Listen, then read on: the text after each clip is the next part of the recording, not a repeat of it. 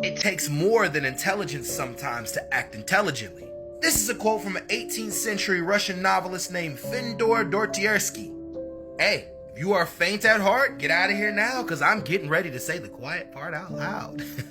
All I'm gonna do in this one is give you the views on Dostoevsky when it came to intellectuals. I'll make a more deep synopsis about him later. While being an intellectual himself, Dostoevsky had a huge problem with intellectuals. He had 5 specific points that he pointed out in many of his books, like Crime and Punishment and The Brothers. Most of the intellectuals in his novels were the antagonist. People believe because in some ways he somewhat disdained how intellectuals were acting in society. Number 1, they were dishonest. He thought that a lot of intellectuals were dishonest and would bend reality into whatever they wanted it to be. They would literally use data and their experiences to twist and turn things in order to fit whatever they wanted to fit. When caught in a scenario where they had to change their opinion, most intellectuals couldn't do it.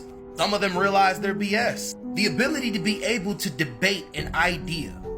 You have to be able to understand other ideas that are in front of you. What he noticed about intellectuals was they would shoot ideas that would totally disagree with their ideas. And to be intelligent, you had to have an understanding for other perspectives. You wouldn't be ultimately dismissive of other ideas, which you notice in a lot of academics today. 3, they cannot relate to the common person. What he would notice about intellectuals was that they got so far away from the average person and got closer to rich people. They disdained rich people, but a lot of times they would end up mostly around rich people. Capitalism is a big problem, yet you're a capitalist. Number 4, they don't live in reality. What you would notice about a lot of intellectuals is that they don't live in reality at all. The point of idealism is that things will come later. We're going to build some kind of utopia. Intellectuals actually believed that there was a utopia that could possibly be built. Dostoevsky disagreed. He thought that there was always going to be some kind of realism or some kind of bad in the world, and that you couldn't make a perfect world. And intellectuals knew this, but he felt as though they argued those points to make themselves seem greater than everybody else. That to live in reality is to realize that some things won't change, can't change,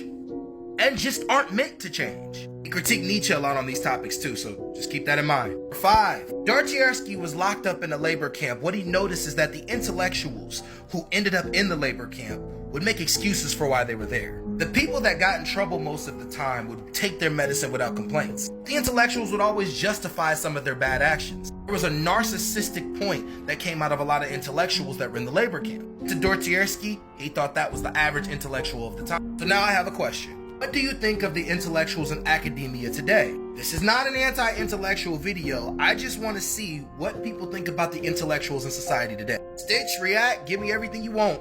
Y'all want more on this? Let me know. Stay woke.